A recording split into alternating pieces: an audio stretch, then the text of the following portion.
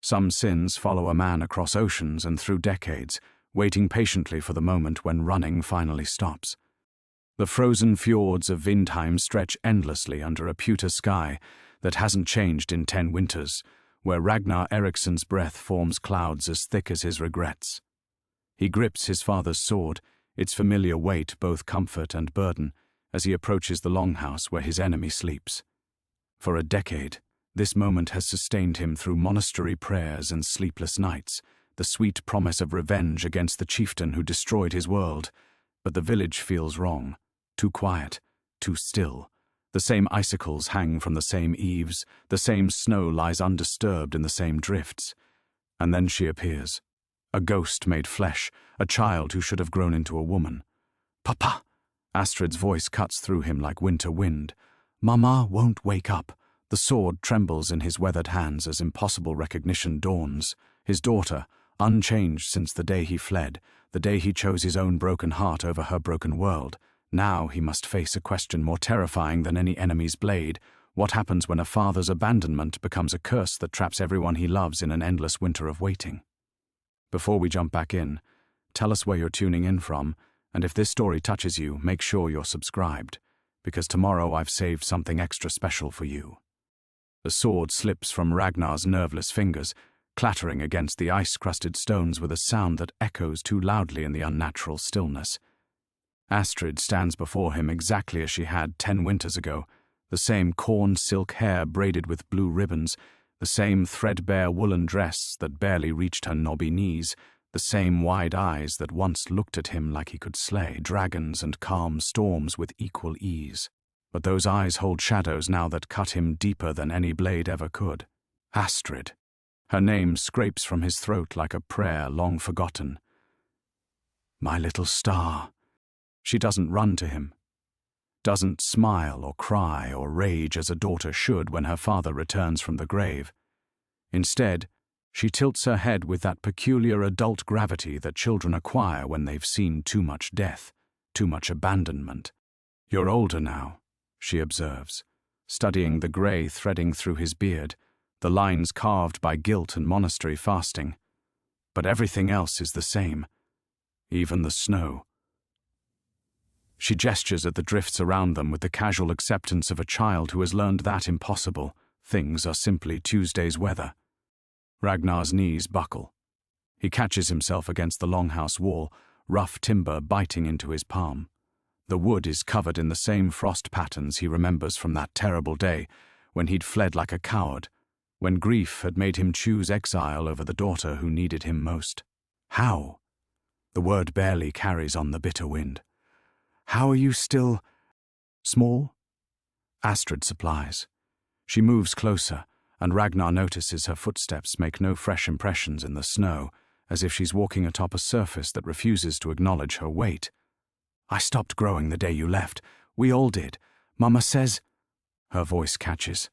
"Mama said it was the curse of loving someone who doesn't love us back." Each word is a stone in Ragnar's chest.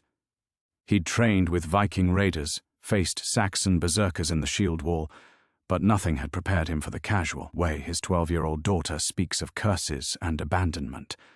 "I came back for you," he whispers, though they both know it's a lie. He'd come back for blood, for the sweet satisfaction of watching his enemy's life drain away. Finding Astrid was the last thing he'd expected, or wanted, if he's honest. Some sins are easier to bear when their consequences remain distant and abstract. "No," Astrid says with devastating gentleness. "You came back for Jarl Magnus. I heard you praying in the old tongue as you walked up the path. Viking prayers." She wrinkles her nose. Brother Olaf wouldn't approve. The mention of the monastery's abbot sends a different kind of chill through Ragnar's bones. For 10 years he'd knelt in that stone chapel, confessing the same sins, performing the same penances, begging Christ's forgiveness for the rage that burned through him like dragonfire. But now, faced with his daughter's knowing eyes, those prayers feel as hollow as empty armor. "You said—" Ragnar swallows hard, forcing himself to focus on her words instead of the impossibility of her presence. "You said Mama won't wake up." Astrid nods toward the longhouse. She's upstairs. She's been sleeping since yesterday, but not sleeping. The kind where you're cold and still and your eyes won't open even when I shake you. Her matter-of-fact tone makes the horror worse somehow. It happens sometimes. To different people, they just stop. But they don't rot or smell bad like Brother Aldrich said bodies should. They just stay. The rational part of Ragnar's mind, the part Brother Olaf had trained to think in Latin logic and Christian doctrine, rebels against what he's hearing. But the older part, the part that still remembers his grandmother's stories of trolls and land spirits, accepts it with grim resignation. He'd felt the wrongness the moment he'd crested the ridge overlooking Vindheim. The way the winds seemed to blow in circles, the way the sun hung at the same angle he remembered from a decade ago. "Show me," he says, retrieving his sword with hands that shake only slightly. Astrid leads him through streets that feel carved from memory rather than lived experience. The same merchant stalls stand empty with the same goods, apples that should have rotted years ago, fabric that shows no signs of age or wear.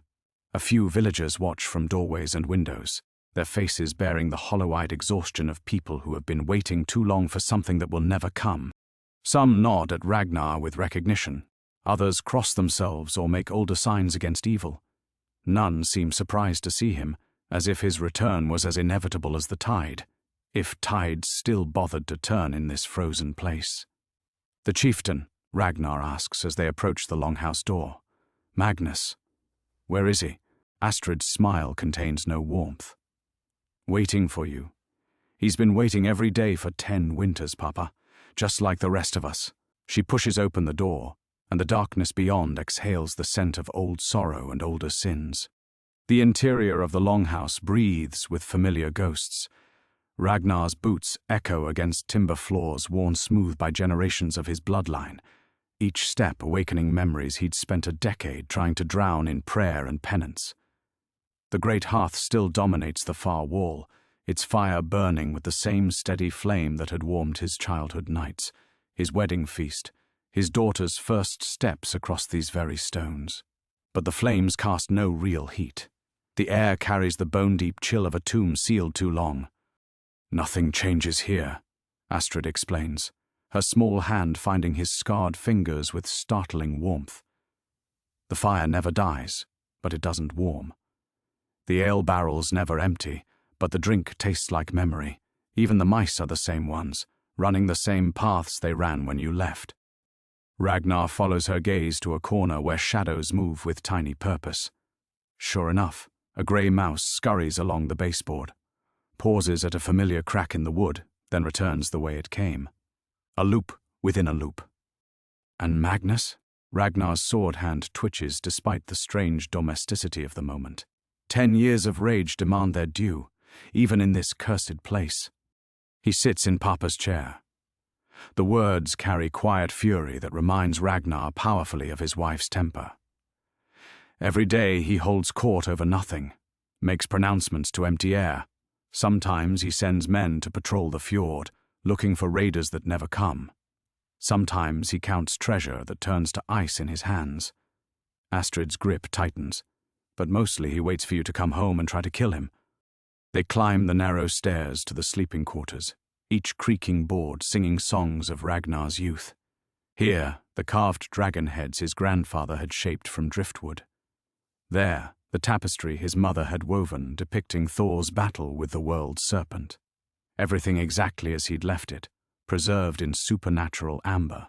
The door to what had been his marriage bed stands ajar. "Mama's in there," Astrid whispers, suddenly sounding very young again.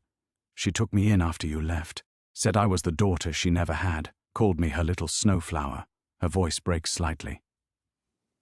"She's been good to me, Papa. Even when the curse made her forget things, she never forgot to braid my hair or tell me stories. Please don't let her stay sleeping forever." Ragnar pushes the door open with trembling fingers. The woman on the bed is perhaps 40. Her auburn hair spread across the pillow like spilled wine.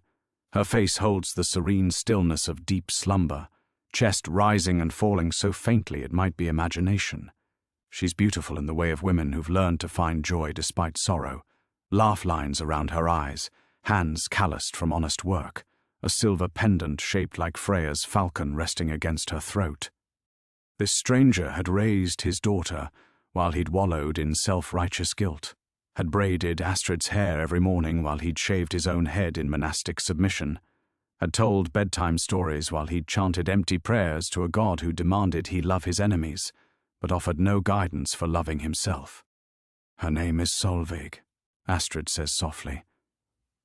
"She was Jarl Magnus's sister-in-law until her husband died. Then she was just alone, like me." The accusation in those last words cuts deeper than any battle-axe. She says sometimes she dreams about warmth, about spring coming to the fjord.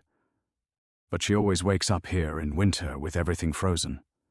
Ragnar reaches towards Solveig's face, then stops. What right does he have to touch this woman who'd shown his daughter the kindness he'd abandoned her to find elsewhere? What happens when someone dies here, he asks. Truly dies? They don't. Astrid's matter-of-fact delivery makes the words more chilling. Old Eric fell through the ice last winter, every winter, and drowns, but the next day he's walking to the same fishing hole.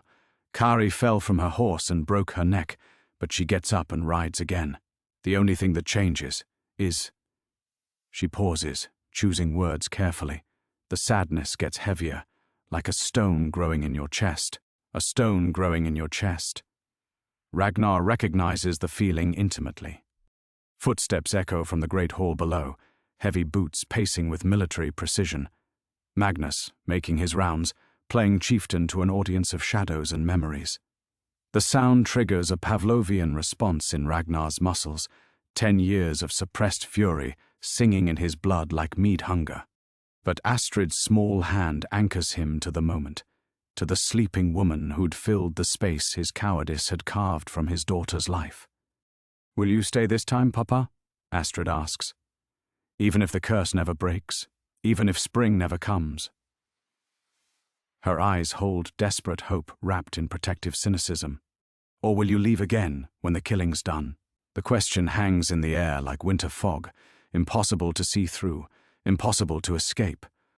Before Ragnar can answer, the very air around them begins to shimmer like heat waves rising from summer stone, except the cold bites deeper, not warmer. Solveig's breathing stops mid-inhalation, her chest frozen in that gentle rise. The shadows in the corners stretch longer, darker, reaching toward them with fingers that seem almost solid. And then the woman's eyes snap open. But they're not Solveig's eyes anymore. They burn with pale fire. And when she speaks, her voice carries harmonics that make the wooden beams groan in protest. 10 winters have I waited, Oathbreaker. 10 winters have your people suffered for your abandoned word. Ragnar stumbles backward, pulling Astrid with him, but his daughter's hand has gone cold as winter stone. She stands motionless, her eyes reflecting that same terrible light. You swore before the gods to protect your blood. The thing wearing Solveig's face continues, sitting upright with movements that belong to no living woman. You swore to guard your hall, your kin, your sacred ground. Yet when grief clouded your heart, you fled like a beaten cur to foreign gods and foreign prayers. The voice multiplies, echoing from every surface, from Astrid's still lips, from the carved dragon heads on the walls, from the very stones beneath his feet. The land remembers broken oaths, Ragnar Eriksson. The spirits of winter remember abandonment.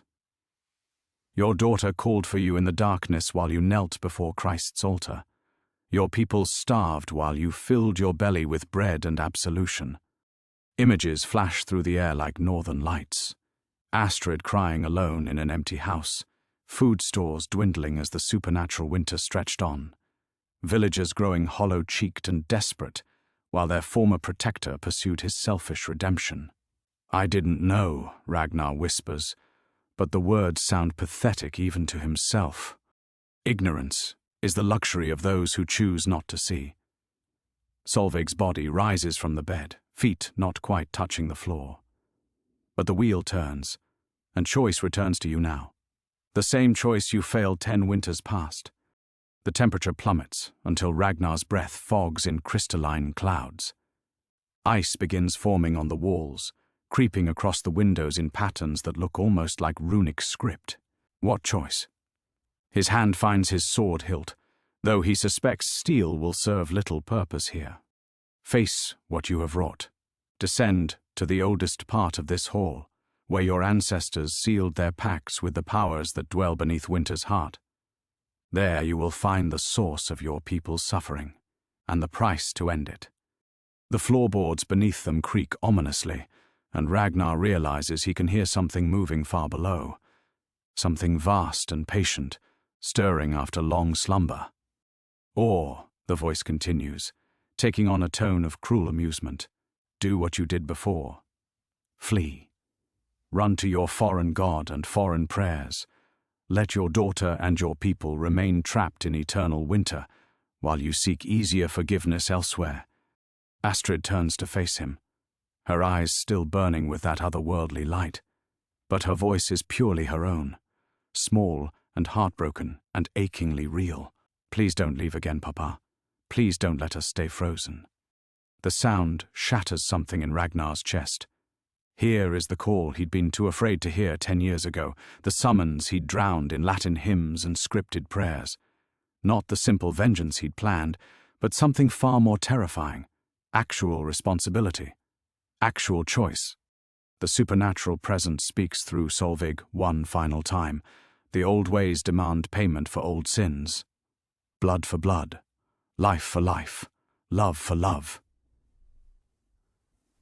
In the deep places beneath this hall, where your grandfather's grandfather made his first pact with the winter spirits, the debt waits to be settled.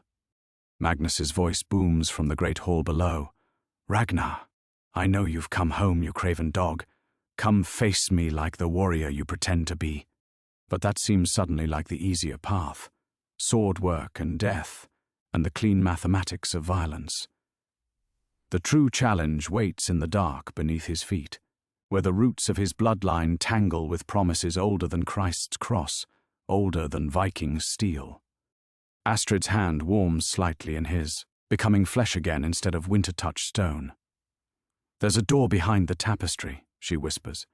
I've never been brave enough to open it, but I hear things down there sometimes. Whispers, promises, things that sound like grandmother's voice. Ragnar stares at his daughter, truly his daughter now, not the frozen echo that first greeted him. She's offering to guide him into the supernatural heart of his family's curse, to face whatever ancient bargain has trapped them all in endless winter. The choice crystallizes with terrible clarity: pursue his simple, violent plan for revenge against Magnus, or descend into older darkness to confront the true source of his people's suffering.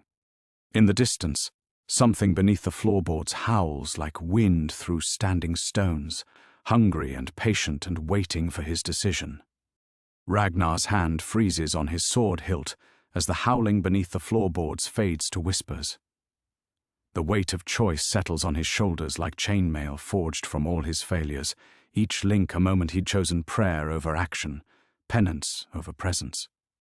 I don't know how, he admits, the words scraping his throat raw. 10 years of monastery discipline had taught him to confess sins, not confront them. The old ways. I abandoned them when I took the cross. I wouldn't know how to bargain with winter spirits any more than I'd know how to breathe underwater. Astrid's eyes have returned to their natural blue, but they hold depths that 12-year-old children shouldn't possess.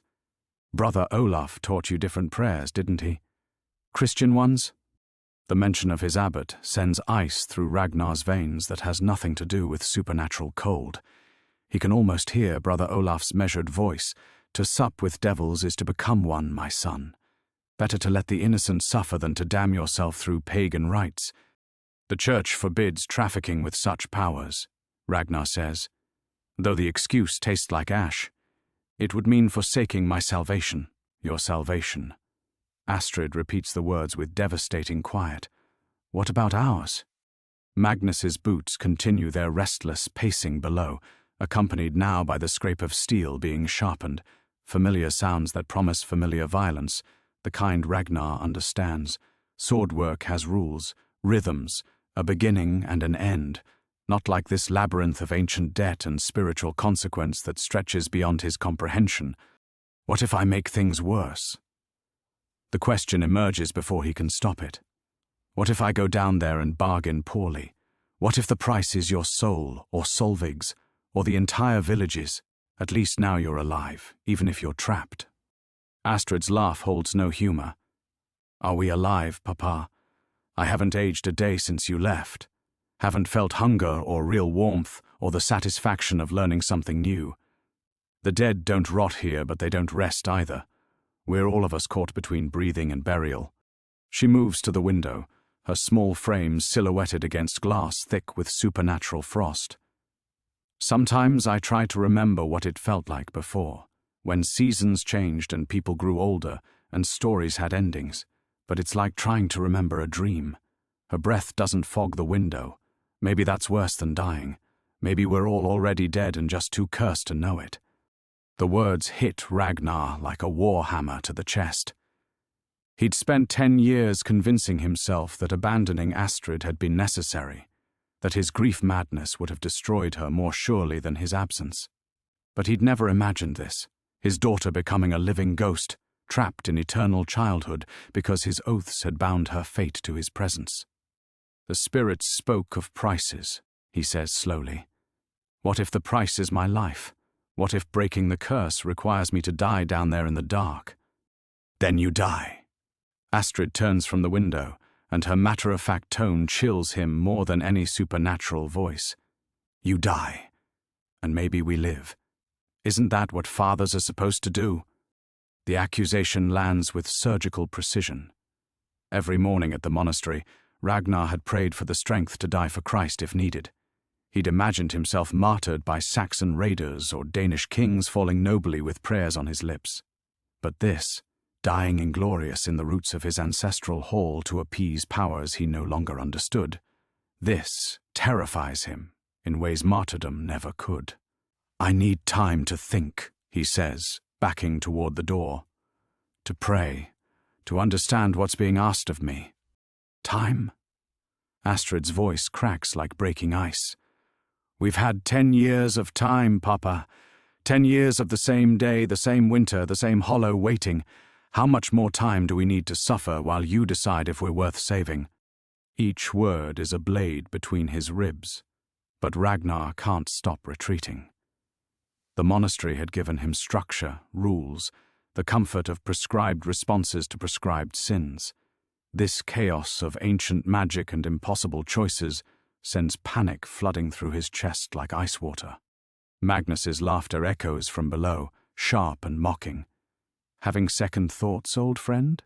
Still the same craven who fled rather than face hard truths? The taunt almost works. Almost sends Ragnar storming downstairs with blade drawn, ready to settle accounts the simple way. But Astrid's eyes hold him in place, disappointed but not surprised, as if she'd expected nothing better from the father who'd already abandoned her once. The door will still be there tomorrow, she says with terrible gentleness. It's been waiting 10 years. It can wait another day while you pray to your foreign god for courage our ancestors would have given freely. The words follow him as he flees the room, seeking escape in the winter air where the cold might numb more than just his skin. The great hall's heavy doors slam behind Ragnar, with a sound like coffin lids closing, but the winter air offers no relief. Outside, Vindheim stretches before him exactly as it had when he'd first arrived, every detail frozen in supernatural perfection, every shadow cast at the identical angle, the same curl of smoke rising from the smith's forge that never truly burns. He staggers through snow that crunches beneath his boots, but leaves no lasting prints. Past houses where warm light spills from windows, but casts no heat. The village he'd once protected now stands as monument to his failure, beautiful and dead as a flower pressed between pages. Time to think, he'd told Astrid. Time to pray. But what prayers exist for this? What Christian doctrine addresses fathers who've damned their daughters through broken oaths to pagan gods? Brother Olaf's teachings crumble like ancient parchment when faced with winter spirits and supernatural debt. The monastery chapel rises before him, if it still stands. But when Ragnar rounds the familiar corner, he finds only empty ground where stone walls should be. Even his foreign god has abandoned this cursed place, leaving him truly alone with choices that scrape against his soul like rusted iron. He sinks to his knees in the snow where the altar once stood, but no prayers come. Only the sound of his own ragged breathing and, beneath it, that persistent whisper from the hall's foundations, patient and hungry and calling his name. Face what you have wrought. Magnus's laughter carries on the wind, sharp and mocking. How simple it would be to return with sword drawn, to lose himself in the familiar dance of violence. Blood and steel hold their own poetry, their own absolution. He could die fighting and call it noble, could fall with his enemy's blood on his hands and let the curse claim whatever remained. But Astrid's voice echoes stronger than Magnus's taunts. 10 years of the same day, the same winter, the same hollow waiting. The true enemy isn't Magnus. It never was. Magnus is just another trapped soul, playing his role in an endless performance for an audience of ghosts. The real foe lurks in the deep places beneath the hall, where Ragnar's ancestors made their first bargains with powers older than Christ's cross. He rises slowly, snow falling from his knees like shed prayers. The monastery bell that had measured his days for 10 years remains silent, but his heartbeat pounds a different rhythm now. Not the measured cadence of holy hours, but something older, deeper. The drumbeat of his grandfather's blood calling him home to responsibilities that transcend salvation and damnation both. The hall looms before him, its familiar walls now seeming less like shelter and more like a mouth waiting to swallow him whole. But Astrid waits inside, along with Solveig and all the other souls caught between breathing and burial. His people, his responsibility, his choice. Ragnar's hand finds his sword hilt one final time, not for comfort but for farewell. Where he's going, steel will serve little purpose. The battles ahead require different weapons, words in a language he'd forsaken, oaths in currencies he no longer understands, bargains with prices he can't yet imagine. The great doors open at his touch, like they've been waiting for his return. Inside, Magnus still paces before the fire that gives no heat, sharpening his blade with mechanical precision. He looks up as Ragnar enters, eyes bright with anticipated violence. "Ready to die, old friend?" But Ragnar walks past him without stopping, his gaze fixed on the stairs leading to the upper chambers.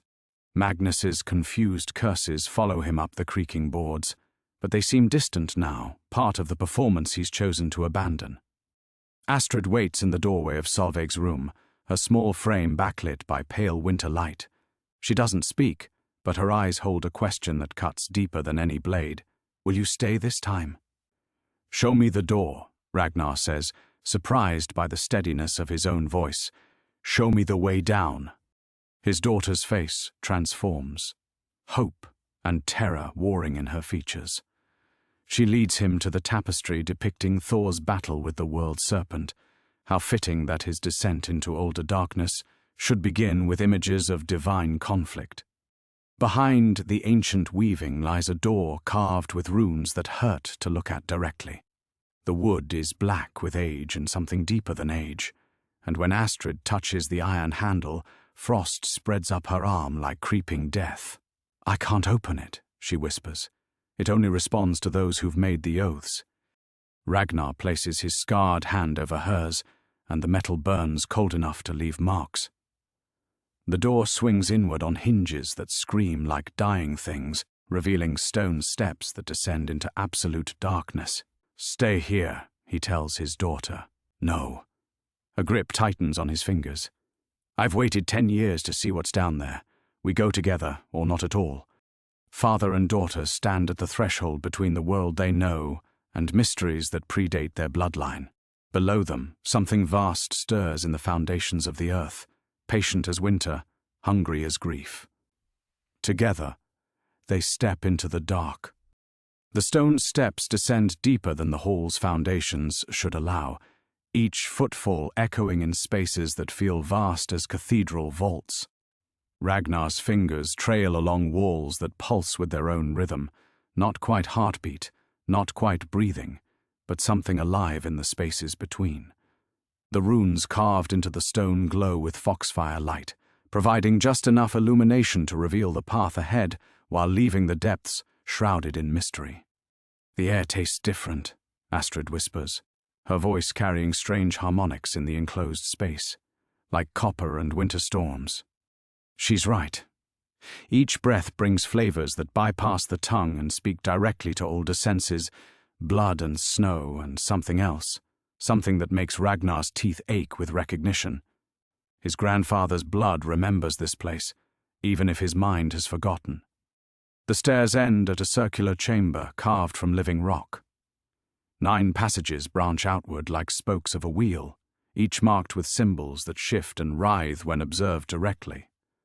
But it's the center of the room that draws the eye, a well of polished black stone, its depths filled not with water, but with something that moves like liquid starlight. "The memory pool," Astrid breathes. "Grandmother used to tell stories about it before—" She trails off, but Ragnar understands. Before his abandonment broke more than just his own oath. Shapes move in the luminous depths, faces that could be ancestors or spirits or something between. They beckon with gestures, both welcoming and warning, their mouths forming words in languages that predate speech. "You came." The voice emerges from everywhere and nowhere, carrying the weight of centuries. From the 9 passages, figures begin to emerge, tall, pale beings that might once have been human, but have been worn smooth by ages of dwelling in the spaces beneath the world. "We are the Hollow Ones," the speaker continues. A woman whose eyes hold the depth of winter skies. Guardians of the old compacts, keepers of the prices paid. Ragnar's hand instinctively moves to his sword, but the weapon feels absurd here, like bringing a candle to fight the sun. "You're the ones who cursed my people." "Cursed?" The woman tilts her head with genuine curiosity. "We merely held the terms of contracts written in blood and bone. Your ancestor Eriksson the Black came to us in his hour of need, seeking power to protect his hall from Saxon raiders. We gave him winter's strength, the ability to freeze his enemies' hearts, to turn their blood to ice in their veins." More figures emerge from the passages now, each bearing the unmistakable features of Ragnar's bloodline, stretched thin across generations. His grandfather's grandfather, his grandmother's sister. Faces from half-remembered stories told by firelight, now revealed as guardians of secrets older than memory. "The price was simple," another voice adds. "This one male and bearing scars that mirror Ragnar's own. Each generation would provide a guardian, one who would stand watch over the deep places, who would ensure the compact's terms were met. Protection for the village in exchange for eternal service. Understanding crashes over Ragnar like a collapsing mountain. The oath I swore. It wasn't just to protect the village. You swore to take your father's place when the time came. The first woman confirms. To descend to the deep places and stand guard over powers that must never wake unwitnessed. When you fled instead, the compact broke. Winter leaked into your world like blood from an untended wound." Astrid's grip on his hand tightens. "That's why I couldn't age. Why none of us could move forward. We're all stuck waiting for the Guardian to return." The Hollow Ones nod in unison, their movements creating patterns that hurt to watch directly. The child speaks truth. Time fractures around broken oaths. "Your people exist in the moment of your abandonment, unable to progress until the debt is settled." Rage builds in Ragnar's chest, not at these ancient guardians, but at himself. 10 years of prayers and penance, and he'd never suspected the true nature of his sin. He'd thought his crime was abandoning Astrid to her grief. Instead, he'd abandoned her to eternal childhood, trapped in a single day while supernatural winter bled through the cracks in reality. "What must I do?" The words taste like ashes and iron. "Take your place," the woman says simply. "Become what your bloodline requires. Stand watch in the deep places while your daughter grows and ages and eventually bears children of her own. Guide the spirits that slumber beneath winter's heart. Ensure they dream peacefully until the world's ending." For how long? The Hollow Ones exchange glances that carry conversations older than kingdoms, until your heir comes of age and chooses to take your place, or until the powers below grow tired of sleeping and decide to wake. Whichever comes first. Astrid's voice cuts through the supernatural stillness like a blade. There's another choice, isn't there? There always is in the old stories. The Guardians smile, and their expressions hold both pride and terrible sorrow. The child has her grandfather's wisdom, one murmurs. Yes, little one, there is always another choice.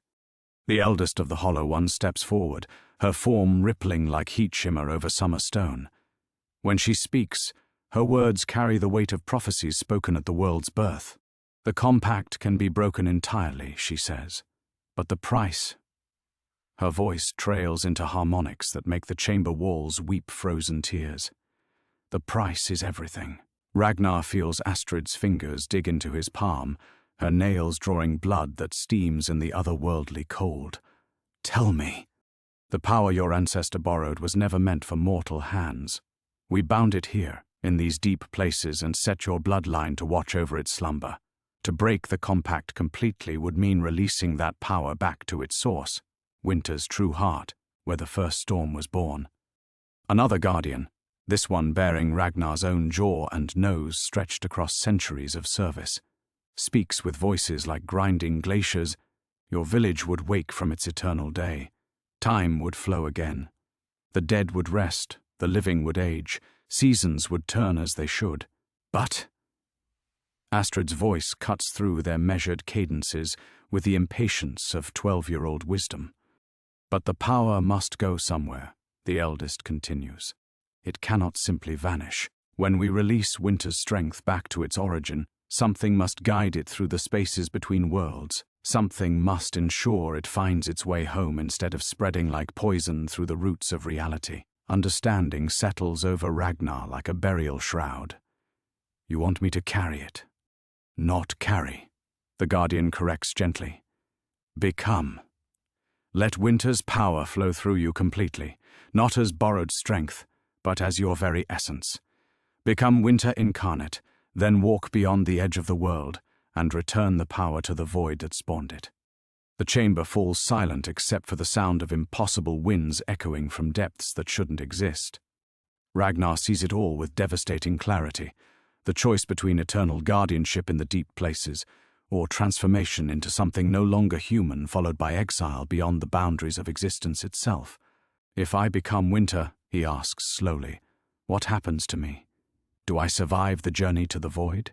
The Hollow Ones exchange those ageless glances again, and their silence speaks louder than words.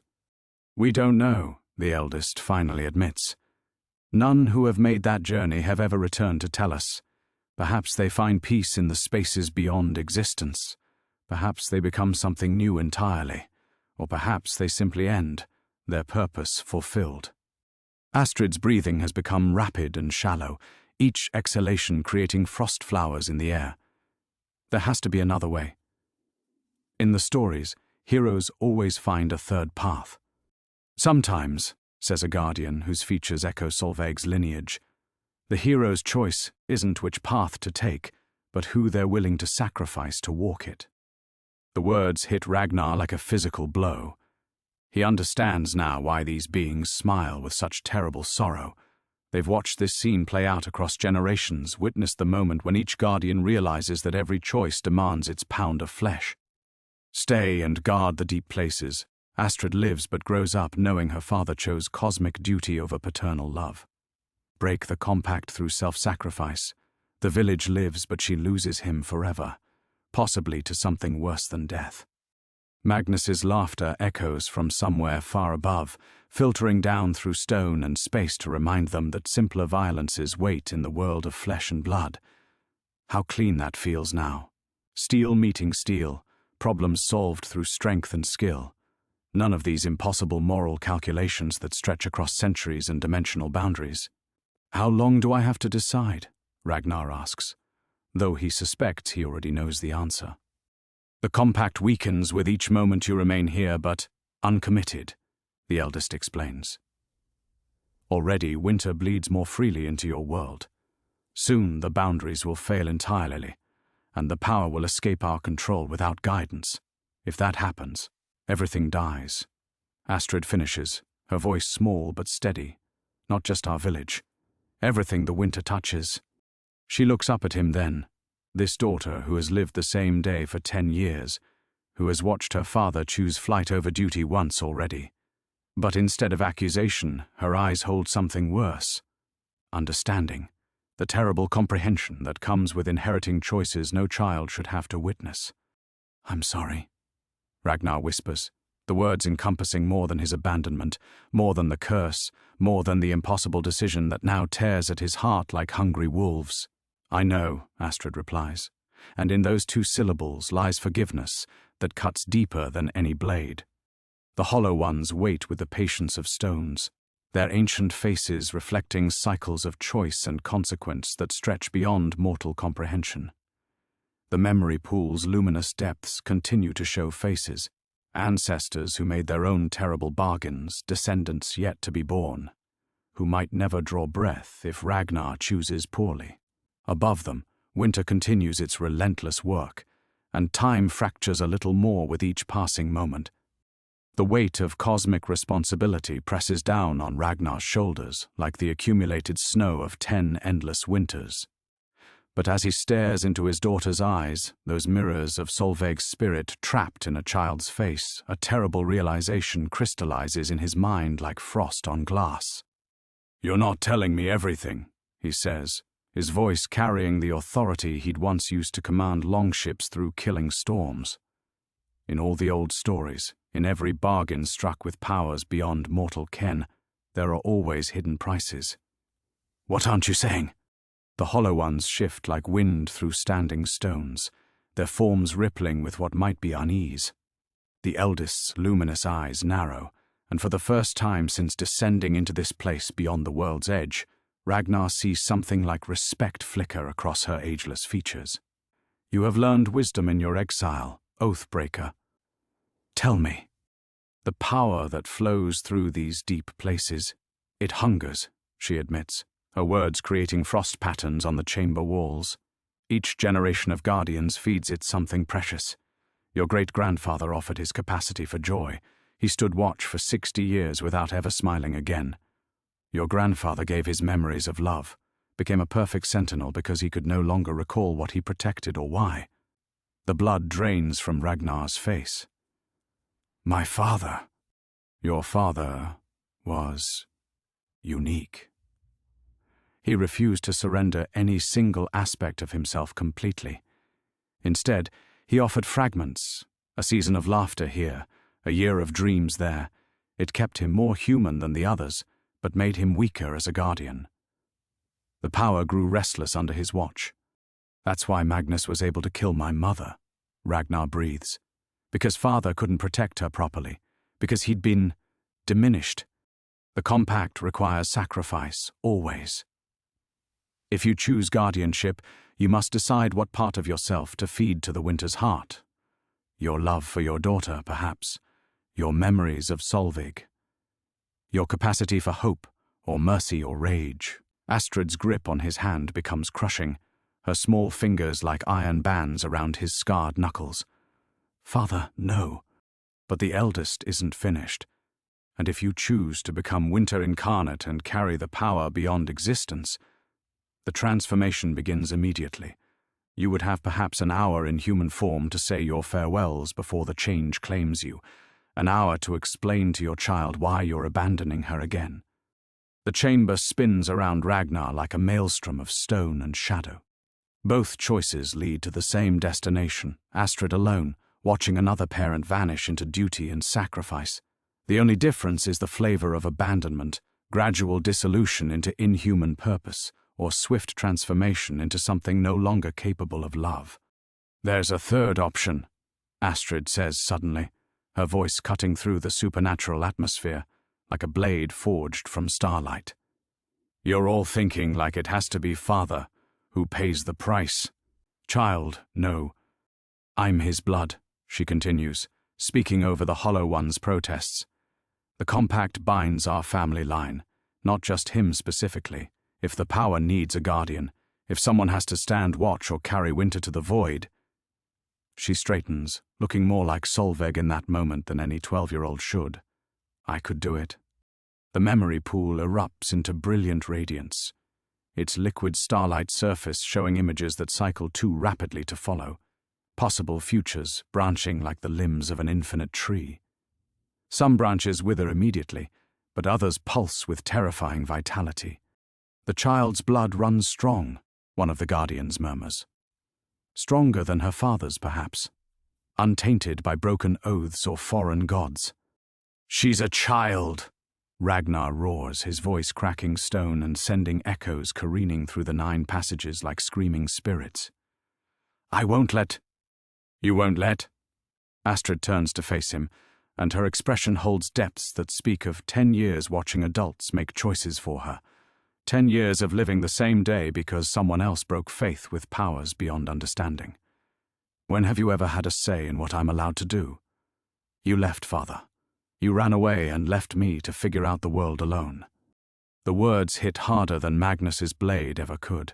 Ragnar staggers backward, his shoulders striking the chamber wall with force enough to crack the ancient stone. I was protecting you. You were protecting yourself. Astrid's voice remains level, but tears freeze on her cheeks before they can fall. And now you want to do it again. Choose some noble sacrifice that leaves me safe and alone, instead of letting me decide for myself what prices I'm willing to pay. The Hollow Ones watch this confrontation with the fascination of beings who have observed mortal anguish for millennia, but rarely seen it burn so bright. Their luminous eyes reflect the memory pool's chaotic light, creating patterns that speak of destinies colliding like ships in a storm. Choose quickly, the eldest says, her voice carrying new urgency. The boundaries weaken with each moment of indecision. Soon the choice will be taken from all of us, and winter will spill into the world without guidance or restraint. Father and daughter stand at the crossroads of impossible futures, while ancient powers stir beneath their feet, and time itself begins to fray at the edges. The chamber erupts.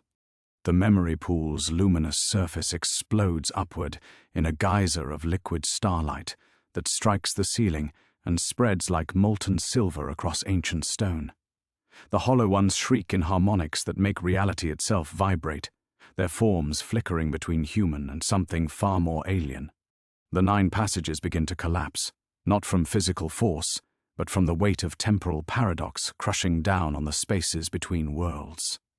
Too late, the eldest guardian cries, her voice fracturing into a dozen tones that each carry different warnings. The boundaries fail, the compact dissolves. Ragnar feels it like ice water flooding his veins, the moment when cosmic forces slip their carefully maintained chains. Above them, the mountain shudders as winter's true power begins to bleed freely into the mortal realm. Not the gentle snow that has held Vindheim in stasis, but something primal and hungry that turns breath to crystal and thought to frozen silence. Astrid! He lunges toward his daughter, but she's already changing. Frost spreads across her skin in patterns that mirror the ancient runes carved into the chamber walls. Her eyes flicker between mortal brown and the luminous silver of the Hollow Ones. When she speaks, her voice carries echoes from the spaces beyond existence. I can feel it, she whispers, wonder and terror mingling in her tone. The power. It wants to come home. No.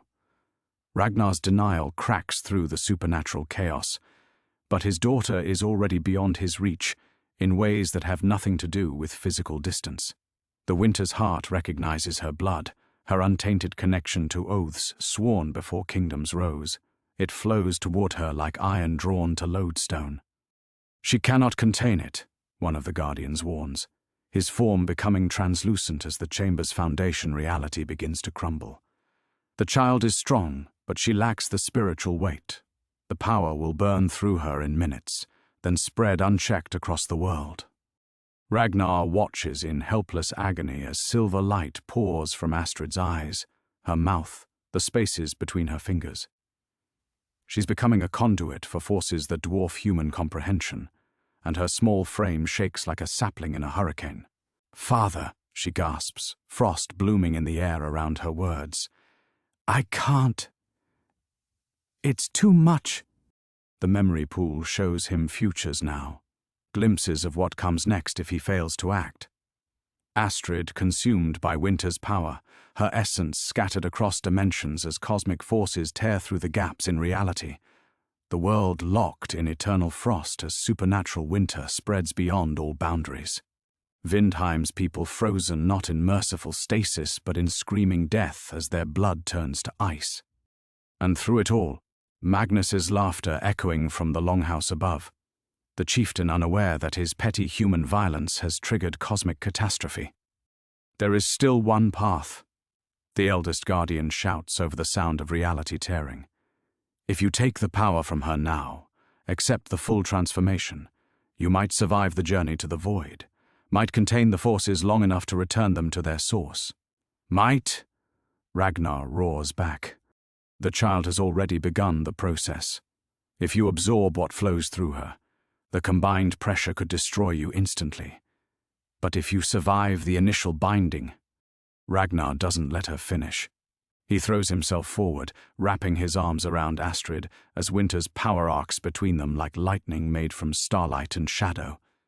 The agony is immediate and absolute, every nerve in his body screaming as forces meant to reshape reality pour through his mortal frame. But something goes wrong.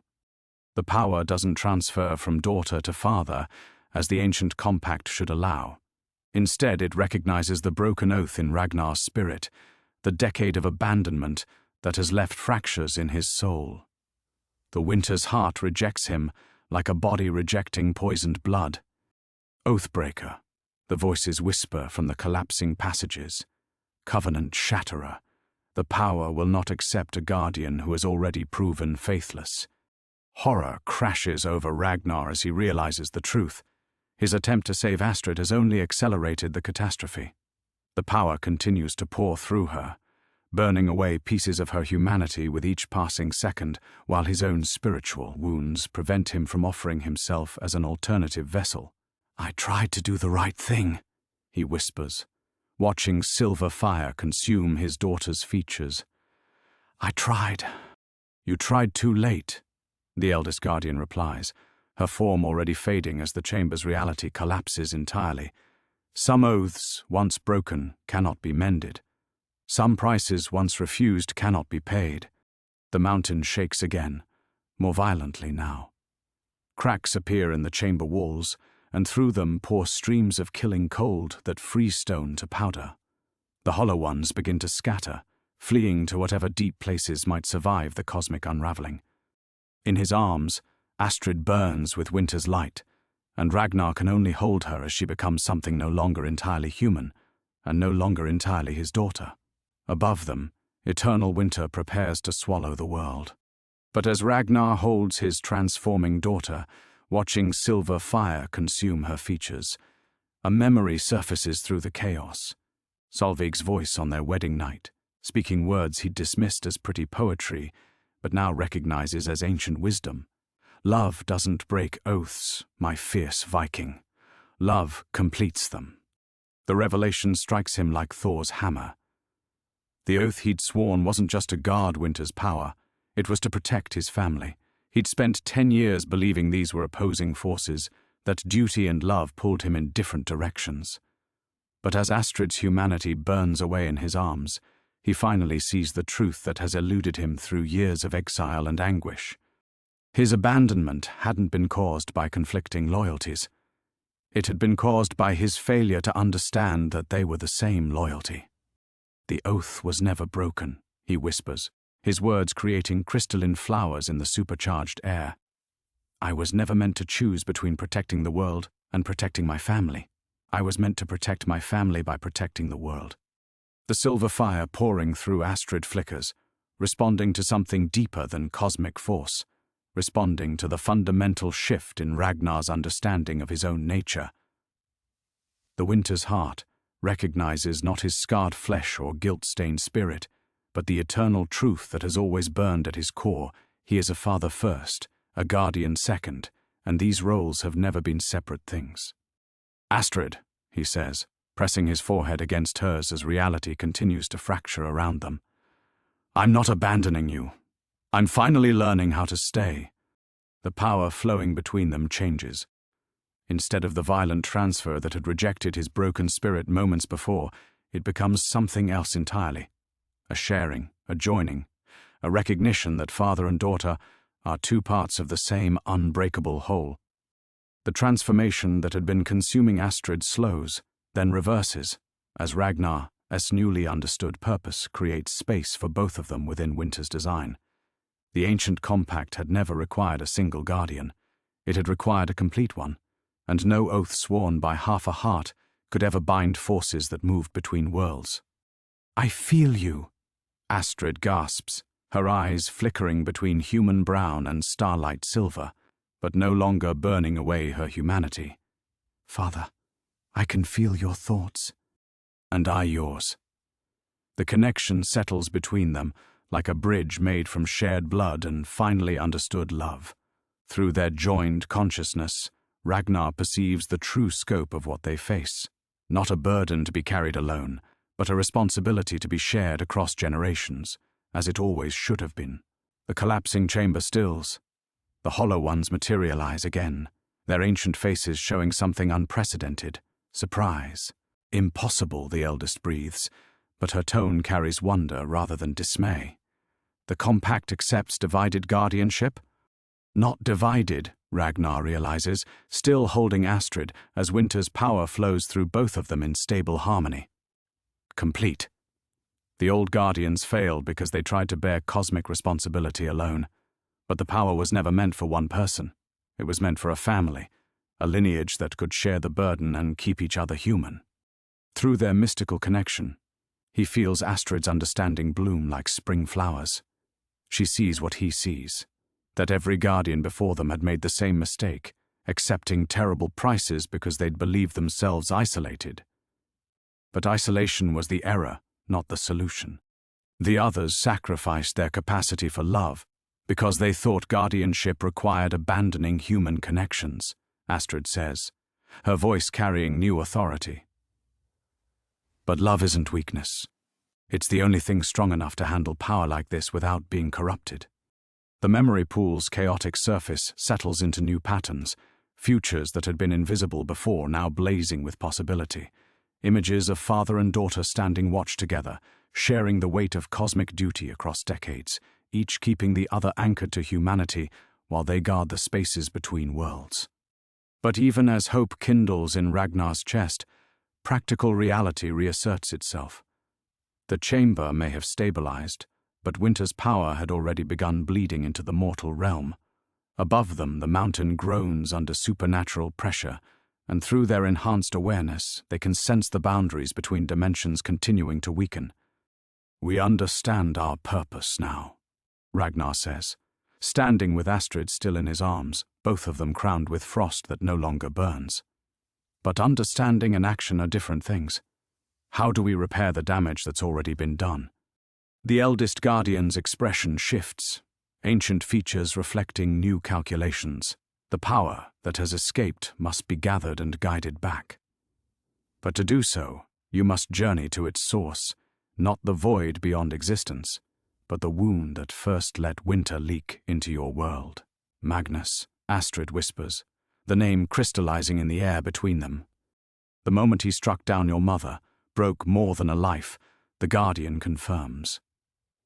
"It broke the harmony that kept Winter's power properly contained. To heal the boundaries, you must heal that original wound." Father and daughter exchange looks through eyes that now burn with shared starlight, understanding flowing between them like water finding its course. Above them waits a reckoning 10 years in the making. The ascent from the Hollow One's chamber feels like climbing through layers of time itself. With each step up the ancient stone passages, Ragnar feels the weight of their new understanding settling into his bones, not the crushing burden he'd expected, but something that strengthens rather than diminishes him. Beside him, Astrid moves with newfound grace, her small hand steady in his as Winter's power flows between them in harmonious currents. They emerge into the mountain's upper reaches to find the world transformed. What had been natural caverns when they descended are now crystalline galleries where ice has grown into impossible architectures, spiraling towers that sing in harmonics beyond human hearing, walls that pulse with captured starlight, floors that reflect depths containing entire constellations. This is winter's power made manifest, no longer constrained by the ancient boundaries. "It's beautiful," Astrid breathes, her words creating small galaxies of frost that dance around their faces, and terrible. Ragnar nods, feeling through their shared awareness how the escaped power has already begun reshaping reality according to its own alien logic. If left unchecked, this crystalline wonderland will spread beyond the mountain, transforming the fjords into a realm where mortal life cannot survive, where beauty and death become indistinguishable. But now, they have the knowledge to stop it. The Guardian spoke truly, he tells his daughter as they navigate corridors that shift like living things around them. This all traces back to Magnus. When he killed your mother, he didn't just commit murder. He shattered the spiritual harmony that kept these forces contained. Astrid's grip tightens on his hand, and through their connection he feels her processing memories both old and new. The night of Solveig's death viewed through the lens of their enhanced understanding. "I remember now," she whispers. "The moment Mama died, something broke in the air itself, like a bell that cracked so deeply it could never ring true again." The compact requires balance, Ragnar realizes, the truth unfolding in his mind like a map drawn from starlight. Life and death, mortal and eternal, love and duty. Magnus's act of senseless violence created a wound in that balance, a wound that's been bleeding supernatural winter into our world for 10 years. They reach a vast hall where the mountain's natural stone gives way to pure crystalline growth. Here, winter's escaped power has created something that might be art or might be prophecy, towering sculptures that show scenes from their family's past, present, and possible futures. Ragnar sees himself as he was 10 years ago, sword raised in futile rage. He sees Astrid as she's been, trapped in temporal loops by forces beyond her understanding, and he sees what they might become together. Twin guardians standing at the threshold between worlds, their love the anchor that keeps them human while they hold powers that could remake reality. "To heal the wound, we must return to where it was made," Astrid says, her young voice carrying authority that resonates through the crystalline hall. "But not as we were, not as broken people seeking vengeance or victims hiding from truth. As guardians," Ragnar agrees, feeling new strength flow through their joined spirits. As protectors who understand that some battles can only be won by those who fight for love rather than against hate. They gather the power around them, not absorbing it, which would risk the same catastrophic overflow that had nearly destroyed them in the chamber below, but calling it to follow their lead. The escaped winter responds like a river finding its proper course, flowing in glittering streams that orbit their joined hands in complex patterns.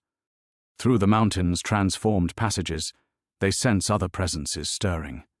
The hollow ones emerge from their ancient hiding places, no longer fleeing but drawn by the unprecedented harmony between guardians and power. These ageless beings arrange themselves in a procession that follows father and daughter toward the surface, witnesses to something that has never happened in all their millennia of existence. "The village will be changed when we return," Ragnar warns Astrid as they approach the final passage leading out of the mountain's heart. 10 years of supernatural winter, the boundaries weakening, the temporal loops breaking down. Vindheim may be barely recognizable. "Then we'll help them remember who they are," she replies with perfect certainty. "The same way we helped each other remember." As they step into the passage that leads back to the mortal world, Ragnar feels their shared purpose crystallize into unshakable resolve. They are no longer the broken man and abandoned child who had descended into darkness seeking answers.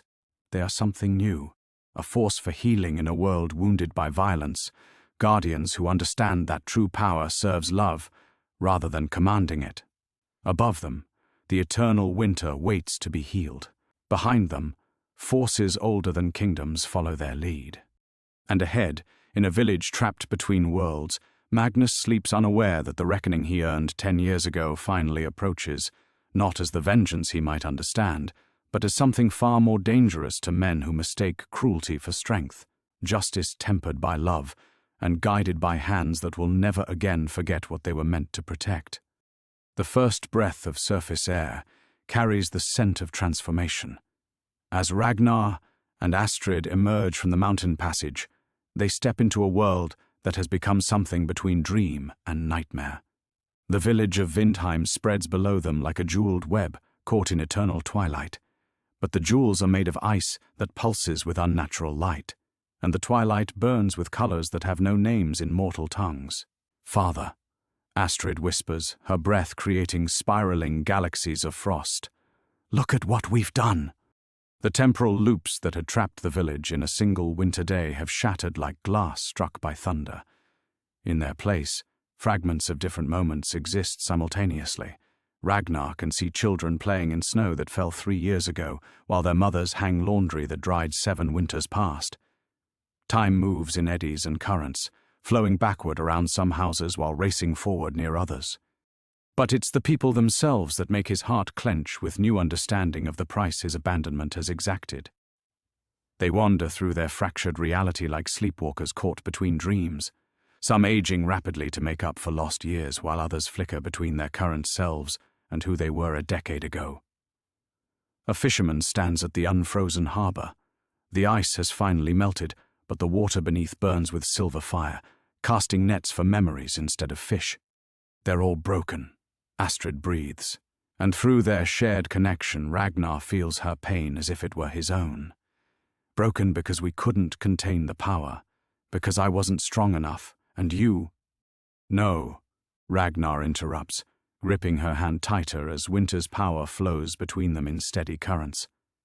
"They're broken because Magnus broke them 10 years ago, and I ran away instead of staying to heal the wound. This isn't our failure, daughter. This is our responsibility." Through their enhanced awareness, they can perceive the spiritual architecture underlying Vindheim's chaos. Every distortion, every temporal fracture, every reality-splitting crack traces back to a single point of origin, the longhouse where Solveig died, where an act of senseless violence had shattered the harmony between worlds. The longhouse itself has become something that hurts to perceive directly. It exists in a state of constant flux, simultaneously the scene of past tragedy and present corruption. Sometimes it appears as it was 10 years ago, filled with laughter and warmth. Other times it shows as it became after Solveig's murder, a hollow shell where Magnus brooded over imagined slights. And sometimes, most troublingly, it flickers into possible futures where cosmic power runs completely unchecked, transforming wood and stone into crystalline growths that pulse with alien mathematics. "He's still there," Astrid says, pointing toward the longhouse with a hand that trails starlight. "Magnus. But he's different." Ragnar extends his awareness, touching the edges of his enemy's presence, and immediately recoils. The chieftain who had killed his wife has spent 10 years marinating in supernatural winter, protected from its worst effects by the same temporal loops that trap the village, but changed in ways that run deeper than flesh. The power has been feeding on his guilt, Ragnar realizes with growing horror. Not cleansing it, amplifying it. Every moment of regret, every nightmare, every buried fear about what he did to our family. Winter's essence has been growing stronger by consuming his torment. Through their mystical connection, father and daughter share the same terrible understanding. Magnus is no longer simply the man who murdered Solveig and sold Astrid into slavery. He has become something else, a living wound in reality's fabric, a nexus where human cruelty and cosmic power have merged into something that threatens not just Vindheim, but the fundamental stability between worlds. "We have to go to him," Astrid says, her young voice carrying the weight of ancient purpose. "Not for revenge, for healing." Ragnar nods, though every instinct screams against approaching the monster who destroyed his family. But those instincts belong to the broken man who fled into exile 10 years ago. He is no longer that person. They are no longer those people. Behind them, the Hollow Ones arrange themselves in formation, a honor guard of beings older than kingdoms bearing witness to something unprecedented in their vast experience. The escaped power continues to orbit their joined hands in complex patterns, waiting to be guided back to its source. As they begin their descent toward the village, Ragnar feels the weight of all his choices settling into final clarity. The path ahead leads not to the vengeance he had craved for a decade, but to something far more difficult: the confrontation with truth itself, the healing of wounds that have festered in darkness too long. "Whatever we find in that longhouse," he tells his daughter as they walk toward their destiny, "whatever Magnus has become, we face it together." Together, Astrid agrees, and in that word lies all the power needed to heal a world. Above them, the mountain watches. Below them, the village waits. And ahead, in a longhouse caught between realities, the final reckoning begins to stir. The first villager they encounter is Bjorn the blacksmith, standing motionless beside his forge where flames burn blue-white with supernatural intensity. His eyes track their approach, but his expression cycles through 10 years of accumulated confusion, recognition bleeding into terror, bleeding into desperate hope. "Ragnar?" His voice echoes strangely, as if spoken from multiple points in time simultaneously. You've come back. But you're different. Both of you." The child, she burns like winter itself. "We've come to heal what was broken, old friend," Ragnar replies, feeling through their shared connection how Astrid's presence resonates with the fractured reality around them. The escaped power responds to their combined will, flowing in visible streams to stabilize the temporal distortions nearest to Bjorn.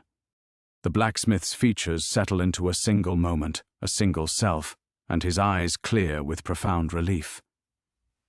10 years, he whispers. 10 years of living the same nightmare over and over, watching Solveig die in dreams, watching you flee in others. We all thought, we were cursed." "You were," Astrid says gently, "but curses can be broken." As they move deeper into the village, their combined power creates a wake of healing behind them. Fractured time smooths into proper sequence. Children who had been aging and growing young in endless cycles find their correct forms. The silver fire in the harbor dims to natural water that still steams with residual supernatural heat, but no longer burns. Yet with each step toward the longhouse, the distortions grow more severe. Here, a woman sits weeping over a child who exists only on certain days of the week. There, an entire family phases in and out of visibility, trapped in a moment that never quite happened. The very air begins to thicken with possibility and paradox, making each breath a conscious effort. "The closer we get to the source, the worse it becomes," Ragnar observes, but his voice carries no fear, only determination refined by understanding. Magnus has become the heart of this wound. To heal it, we'll have to reach through 10 years of accumulated corruption. The longhouse looms before them now, its familiar timber walls writhing between past and present incarnations. Through windows that sometimes exist and sometimes don't, they catch glimpses of movement, a figure pacing endlessly through rooms where furniture appears and disappears according to no earthly logic. "I can feel him," Astrid whispers, her small hand tightening on her father's as winter's power swirls more urgently around them. "He's in pain, father. Such terrible pain. The guilt has been eating at him for years, and the supernatural winter has been feeding on it, growing stronger while driving him deeper into madness." Ragnar closes his eyes, extending his enhanced awareness toward their destination. What he finds there makes his breath catch in his throat. Magnus is indeed still alive, but barely recognizable as the cruel chieftain who had destroyed their family. The man inside the longhouse moves like a puppet whose strings are pulled by forces beyond his comprehension, simultaneously the perpetrator of ancient crime and its eternal victim. The power turned him into a prison for his own actions, Ragnar realizes with something approaching pity. Every moment since Solveig's death, he's been reliving not just the murder, but every possible version of it, every choice he could have made differently, every path that might have led away from violence. Winter's essence has trapped him in an endless cycle of what if and if only. "Then we free him," Astrid says with startling certainty. Not because he deserves it, but because his continued torment is poisoning everything around him. To heal the wound, we have to heal the one who made it. The concept should feel like betrayal, showing mercy to the man who murdered her mother and sold her into slavery. But through their mystical connection, Ragnar feels his daughter's reasoning with crystalline clarity. This isn't about forgiveness or justice in any conventional sense. This is about understanding that some poisons can only be neutralized at their source, that some wounds require healing the one who inflicted them. As they approach the longhouse steps, the building's reality storm reaches fever pitch. Doors open onto rooms that existed decades ago. Voices echo from conversations that happened in different years. The very wood groans under the weight of temporal paradox and accumulated supernatural pressure. Everything we've learned, Ragnar tells Astrid as they pause at the threshold. Every truth the Guardians showed us, every moment of connection we've forged, it all leads to this. We are no longer who we were when this began. We are what this place needs us to be. Guardians, she agrees, her voice carrying new harmonics as their shared power reaches perfect synchronization. Healers, the family that was broken but chose to become whole. Together, they cross into the longhouse where Magnus waits, no longer as enemies seeking vengeance, but as something far more dangerous to the forces that thrive on hatred and division. They enter as love made manifest, ready to transform the heart of corruption itself. The longhouse's interior defies comprehension. Ragnar and Astrid step through the doorway into a space where 10 years of supernatural corruption has transformed familiar rooms into something between cathedral and charnel house. The great hall stretches impossibly far in every direction, its timber beams reaching toward a ceiling that shows not rafters but swirling galaxies of winter light. Every surface pulses with veins of crystalline growth that throb in rhythm with a heartbeat that belongs to no living thing. At the hall's center, Magnus waits. The man who killed Solveig sits hunched in the high chair that once symbolized his authority, but chair and chieftain have both become something monstrous. Tendrils of ice grow through his flesh like parasitic roots, connecting him to the longhouse's transformed structure. His eyes burn with supernatural fire, but behind that alien radiance, Ragnar glimpses something worse than hatred, the shattered remnants of a human soul that has been feeding on its own guilt for a decade. "You came," Magnus speaks, and his voice carries harmonics of every conversation that ever took place in this hall. "I've been waiting and remembering and dying and living and—" His words fracture into echoing repetition, the same syllables bouncing between past and present. Through their shared connection, Ragnar feels Astrid's mixture of fear and determination. The power orbiting their joined hands responds to their emotional harmony, creating a sphere of stable reality around them, even as the longhouse's walls ripple like water. "Magnus," Ragnar says, and in that single word carries all the weight of their shared history. The friendship they once knew, the betrayal that destroyed it, the years of hatred that have brought them to this impossible moment. Look what you've become. The corrupted chieftain's laughter splits the air like breaking glass. Become. I became nothing. I became everything. Do you know what it's like, Ragnar? To live every moment since that night over and over, to see her face, your Solveig, in every dream, every waking thought, every heartbeat between heartbeats. Magnus rises from his throne, and the movement sends shockwaves through the longhouse's reality. Ice cascades from his flesh only to regrow instantly. I killed her in anger, yes, but winter's power has shown me every other way it could have happened. I've murdered her 1,000 times in 1,000 different ways. I've also saved her just as often. I've lived every possibility except the one that matters, the chance to undo what was done. Astrid steps forward, her small form radiating power that makes the air itself sing with harmonic resonance. "You can't undo it," she says with devastating gentleness, "but you can stop feeding the wound with your pain." "Child," Magnus snarls, and supernatural winter erupts from his transformed flesh in spiraling tornadoes of cutting wind and razor ice. "You were supposed to die in some distant land, forgotten and broken. Instead, you return with power that burns like stars.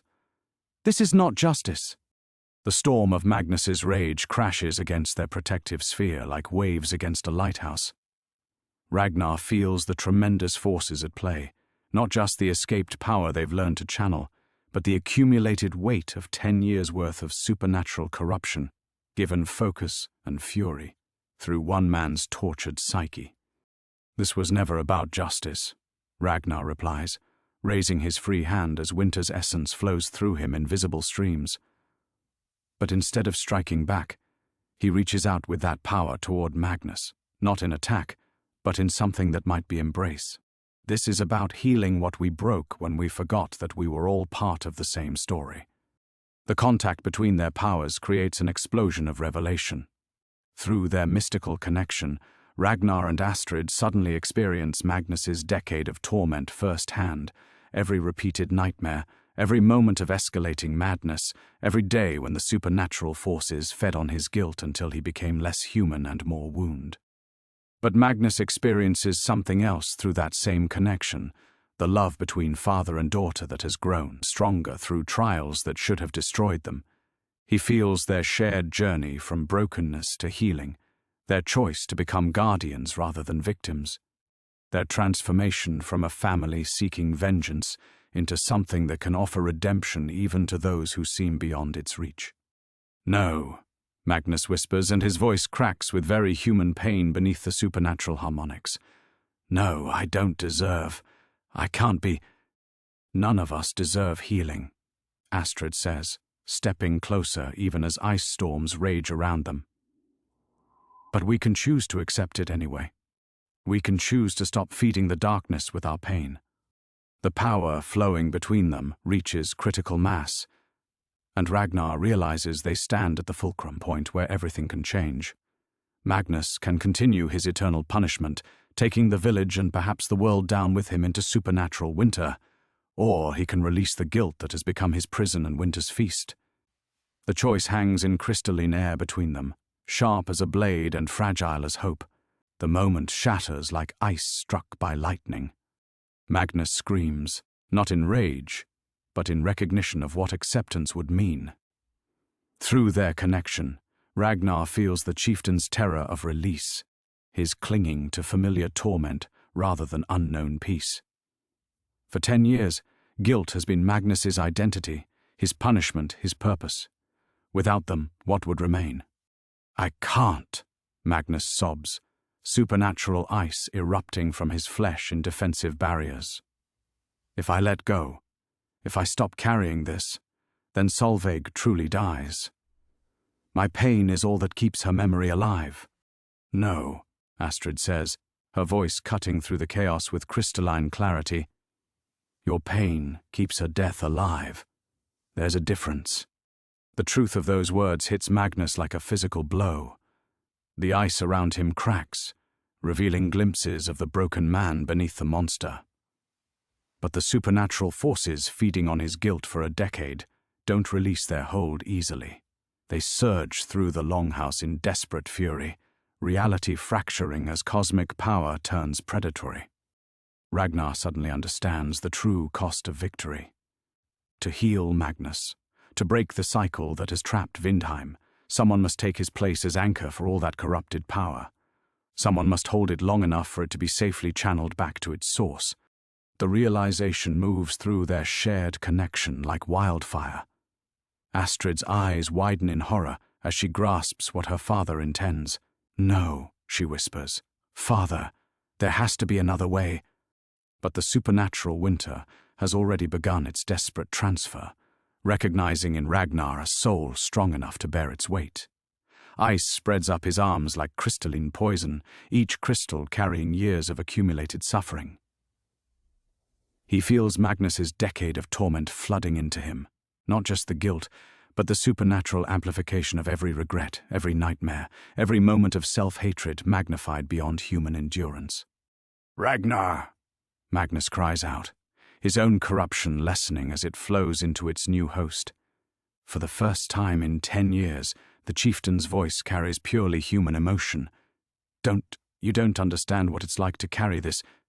"I understand," Ragnar gasps through gritted teeth as winter's essence spreads through his body like liquid starlight and frozen agony. The power he and Astrid have learned to channel offers some protection, but not nearly enough. I understand that someone has to hold it while it finds its way home. Through their connection, he feels Astrid's desperate attempts to share the burden, but he deliberately closes that pathway. She is too young, too precious, too necessary for what comes after. This sacrifice must be his alone.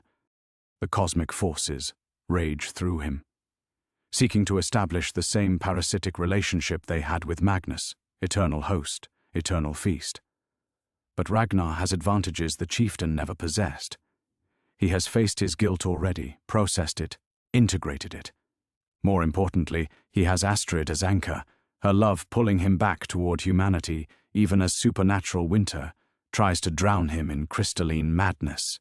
Together, Astrid says fiercely, ignoring his attempts to shield her, we promise to face everything together. She forces their connection open again, not to share the supernatural burden that remains his, but to share herself. Her memories flood through him, their journey of discovery, their growing bond, their transformation from broken strangers into family forged by choice rather than blood. Her love becomes armor against winter's corrupting influence. Magnus watches in amazement as the power that has tormented him for a decade finds itself unable to establish permanent hold in Ragnar's soul. How, he breathes, how do you resist it? I'm not resisting, Ragnar realizes with growing clarity, even as ice flowers bloom beneath his skin. I'm transforming it, giving it purpose beyond consumption. The escaped power responds to his intention, finally understanding its path home. Instead of feeding on corruption, it begins to heal. Instead of amplifying guilt, it offers redemption. The cosmic forces that had been trapped in parasitic cycles find themselves free to return to their proper function, not as punishment, but as renewal. Snow begins to fall inside the longhouse, not the cutting supernatural ice of winter's fury, but soft flakes that dissolve into light upon touching ground. The crystalline growths throughout the structure begin to recede. Magnus's throne crumbles as the corruption leaves it, revealing ordinary wood beneath alien geometry. But the cost of victory crystallizes in Ragnar's flesh. He can feel himself becoming something else, not corrupted like Magnus had been, but changed beyond any possibility of return. The power requires a guardian, a conscious guide to ensure it never again becomes trapped in cycles of guilt and vengeance. Father, Astrid whispers, understanding finally dawning in her eyes. He smiles through the transformation, feeling strangely peaceful as winter's essence integrates with his being. Not goodbye, daughter. Never goodbye. Just different. The sacrifice completes itself, and everything changes. The silence that follows is profound, not the oppressive quiet of supernatural winter, but the peaceful hush of snow falling on ordinary ground. Ragnar stands transformed in the center of the longhouse, his form flickering between human flesh and crystalline light, no longer entirely mortal, but not consumed by the corruption that had claimed Magnus. Astrid stares at her father, tears freezing on her cheeks before dissolving into motes of silver radiance. Through their connection, still intact despite his transformation, she feels his essence, changed but fundamentally unchanged. He is still her father, still the man who chose love over vengeance, but now he carries winter's true purpose within himself, not destruction, but the quiet rest that allows new growth. I can still feel you, she whispers, reaching out tentatively to touch his hand. Where her fingers meet his transformed flesh, warmth blooms like spring returning. Always, he replies, his voice carrying new harmonics but retaining its essential gentleness. I'm not lost, Astrid. I'm just responsible now for ensuring this never happens again. Magnus has collapsed beside his crumbled throne, weeping with relief so profound it shakes his entire frame. For the first time in a decade, his tears are only water, no ice, no supernatural resonance, just human grief finally allowed its natural course. The crystalline growths that had parasitically fed on his guilt have withered away, leaving him diminished but genuinely alive. Solveig, he gasps between sobs. I can remember her properly now. Not just her death, but her laughter, the way she hummed while working, I can remember why you loved her instead of only how I destroyed her." Ragnar turns toward the man who murdered his wife, and Astrid braces for anger that never comes. Instead, her father's transformed features show only deep, weary compassion. The guilt was never meant to be eternal, Magnus. It was meant to teach, then release. Winter held it too long, fed on it too deeply. That's finished now. Through the longhouse's windows, no longer shifting between realities but showing ordinary glass, dawn light begins to filter in. Real dawn, unmarked by supernatural aurora or crystalline distortion. Outside, Astrid can hear sounds that have been absent for 10 years, water trickling as ice melts, timber creaking as buildings settle into normal temperature, voices calling out in wonder rather than fear. "The village," she breathes, moving to the window. Vindheim stretches below them, transformed. Where supernatural ice had locked the harbor in eternal winter, dark water now steams in the morning light. Snow still covers the ground. It is genuinely winter after all, but it's natural snow that will melt come spring. Children emerge from houses, looking around in amazement at a world where time moves properly forward, instead of cycling through the same cursed day. They remember, Ragnar observes, his enhanced awareness extending across the village. All of it. The 10 years of trapped time, the repetition, the gradual realization that something was terribly wrong. But the supernatural compulsion is broken. They're free to live forward now. Magnus struggles to his feet, looking older than his years but undeniably human again. "What of me?" he asks quietly. "The things I did, your wife, your child sold into slavery, those weren't supernatural compulsions. Those were choices I made." Astrid turns from the window, studying the broken chieftain with eyes that hold wisdom beyond her 12 years. "You'll carry that responsibility for the rest of your life," she says simply. "But you'll carry it as a man, not as a host for cosmic forces that amplify every regret into eternal torment. What you do with that freedom is your choice. I don't know how," Magnus admits. "I don't know how to live without the guilt driving every breath." "You learn," Ragnar tells him, "day by day, choice by choice. You help rebuild what was damaged. You protect instead of destroy. You remember that redemption isn't a destination, it's a direction." The longhouse around them continues its transformation back to ordinary architecture. The impossible angles fold into normal geometry. The cathedral vast spaces contract to human proportions. Soon it will be nothing more than what it always was beneath the supernatural corruption, a wooden hall where people gather, share meals, make decisions about their common life. Astrid feels the moment settling into permanence, the immediate crisis finally, truly resolved. Her father will never again be the man who left this village 10 years ago, but he's found something perhaps more important, purpose beyond personal pain. Magnus will never escape the consequences of his actions, but he's been freed from the supernatural amplification that made those consequences into cosmic horror. And she is no longer the broken child sold into slavery, or the confused daughter seeking a father she barely remembered. She is Astrid Ragnarsdottir, guardian in training, keeper of memory and wisdom, bridge between what was lost and what can still be found. "The spring will come naturally now," Ragnar says, looking out at the village where normal life slowly reasserts itself, as it should, as it always should. The resolution settles over them like benediction, imperfect but real, costly but necessary. Vindheim is free. The first true dawn in 10 years painted Vindheim in colors Astrid had never seen. Rose gold against ordinary snow, shadows that moved properly with the sun instead of cycling through supernatural repetition.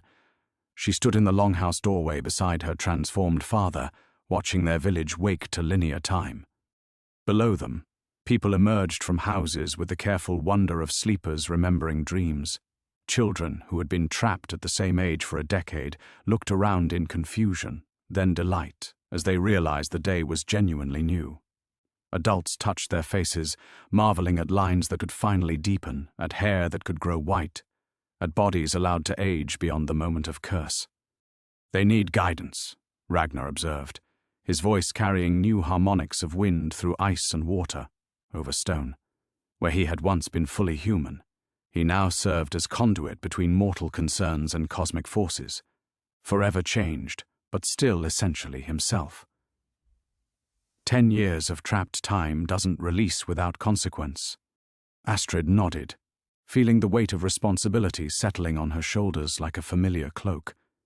Through their bond, she sensed her father's purpose extending across the village and beyond, ensuring that the power they had transformed would never again corrupt into parasitic cycles of guilt and vengeance.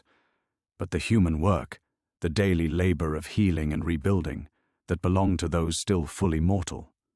Magnus approached them slowly, each step carrying visible effort.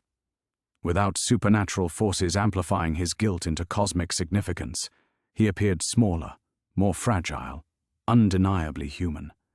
His clothes hung loose on a frame no longer sustained by crystalline power, and his eyes held the particular exhaustion of someone finally allowed to feel ordinary grief. "The families I wronged," he said quietly. "What can I possibly offer them that could balance the scales?" "Nothing," Astrid replied with gentle honesty. "Some debts can't be repaid, only carried forward into better choices." Through the village, she could see people beginning to gather in small groups, talking in hushed voices about the decade that had passed like a single endless day. Some wept with relief. Others stood paralyzed by the magnitude of lost time. A few looked toward the longhouse with expressions she couldn't quite read.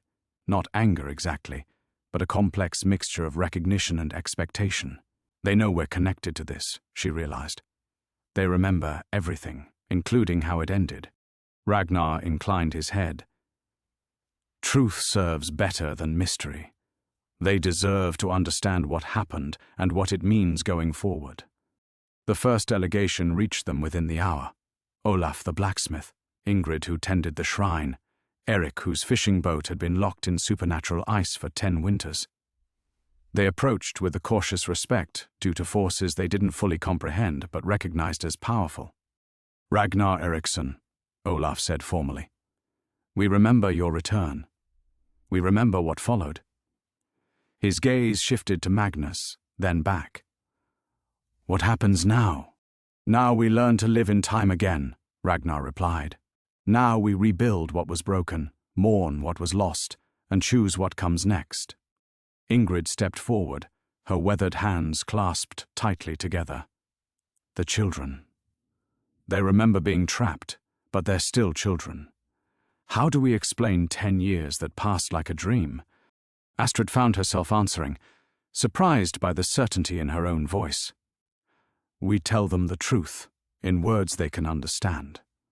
We help them see that sometimes terrible things happen, but people can choose to heal instead of harm. We teach them that memory serves life, not death." Over the following days, the village began its true return to ordinary existence. The harbor, finally free of supernatural ice, welcomed fishing boats that had sat idle for a decade. Gardens emerged from unnatural snow, their seeds somehow preserved and ready for spring planting. The great loom in the weaver's house, silent for 10 years, began its familiar rhythm as normal time allowed proper work to resume. But perhaps the most profound change was in the people themselves. Those who had been trapped in cycles of their worst moments found themselves free to remember better times as well. Feuds that had festered in supernatural stagnation began to resolve as neighbors rediscovered their capacity for forgiveness. Children who had been frozen at the moment of greatest fear could finally grow beyond their trauma. Magnus threw himself into physical labor with desperate intensity, rebuilding damaged structures, mending fishing nets, hauling stones for foundation repairs. He spoke little, but his actions carried the weight of someone attempting to rebuild meaning from the ruins of catastrophic choices. When others looked at him with wariness or anger, he accepted their judgment without defense or excuse. "He's learning," Ragnar observed one evening, as they watched the former chieftain working to repair a roof damaged by 10 years of unnatural weather. "Learning that redemption isn't about forgiveness from others, but about choosing to serve life instead of feeding on death." Astrid smiled, feeling the deep contentment of work well done. Around them, Vindheim settled into rhythms that were both familiar and entirely new, a village reborn not through forgetting its wounds, but through transforming them into wisdom. The spring, when it came, would be genuine spring, messy and gradual and gloriously, imperfectly alive. The new beginning. 3 months later, the first genuine spring in 11 years, arrived with a symphony of sounds Vindheim had almost forgotten. The rush of snowmelt cascading from rooftops, the crack of ice breaking free from the harbor, the tentative songs of birds returning to nest in eaves no longer crystallized by supernatural winter. Astrid stood on the pier where her father had first returned, watching fishing boats prepare for the season's maiden voyage. The wood beneath her feet felt solid, real, unmarked by the otherworldly geometry that had once twisted the village into impossible shapes. Children ran along the dock, truly running now, their movements carrying the natural awkwardness of bodies finally allowed to grow and change. "Astrid!" young Bjorn called to her, his voice cracking with the beginnings of manhood. At 12, when the curse began, he was still 12 in body, but his eyes held the accumulated wisdom of someone who had lived the same day for a decade. "Will you tell the blessing for the boats?"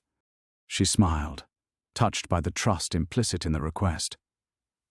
Over the winter months, she had naturally assumed a role somewhere between village wise woman and keeper of memory, helping people process their experiences of trapped time, teaching children about the balance between remembering and releasing, guiding the community through the complex emotions of their collective rebirth. "Of course," she said, then raised her voice to carry across the harbor. "Gather round, everyone." The villagers assembled on the pier, their faces bright with anticipation that felt miraculous after years of supernatural stagnation. Magnus stood at the back of the crowd, his hair now properly grey, his hands calloused from honest labor. He had aged visibly over the winter, not from cosmic corruption this time, but from the natural passage of days freely given. Some villagers still watched him with wariness, but others nodded respectful acknowledgement of his tireless work, repairing their community.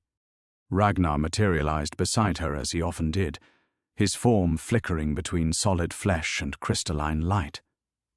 The villagers had grown accustomed to his transformed presence.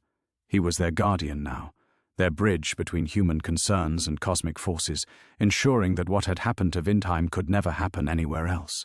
"Ready?" he asked softly, and she felt his love through their eternal bond, changed by his transformation but never diminished. She nodded, then spoke the blessing that came from her heart, rather than any ancient formula. "May these boats carry more than fish. May they carry hope. May the waters before us run free of supernatural taint, honest in their depths, generous in their gifts. May we remember what we've learned about the difference between justice and vengeance, between memory and obsession. And may we sail forward into whatever comes, together."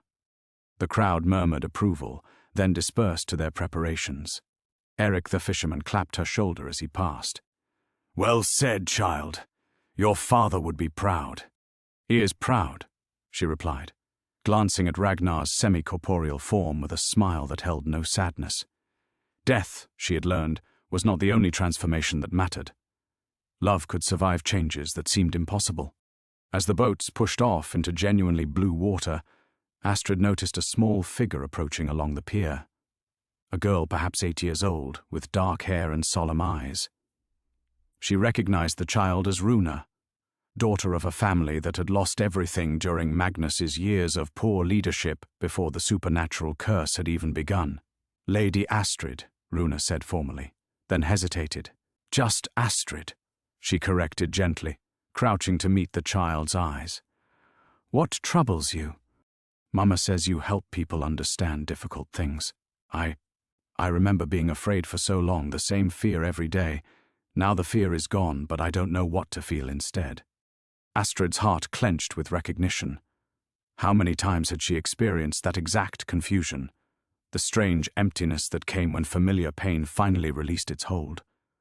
"Would you like to sit with me while I watch the boats? Sometimes new feelings need quiet space to grow."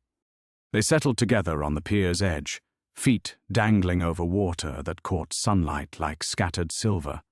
Gradually, Other children gravitated toward them, some bold, others shy, all carrying the particular burden of having lived through something that should have been impossible.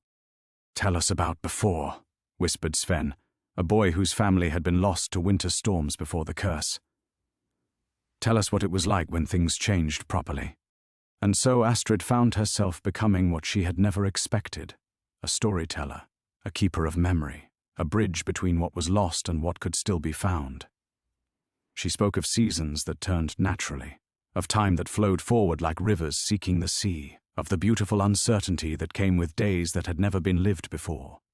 As she talked, she felt her father's presence like a warm current beneath winter's surface. Changed but constant, transformed but faithful. Around them, Vindheim continued its patient work of becoming itself again, messy and imperfect and gloriously, impossibly alive. The spring stretched before them like an unwritten page, full of ordinary miracles. Seeds that would grow, children who would age, wounds that would heal in their own time. It was enough. It was everything. It was beginning.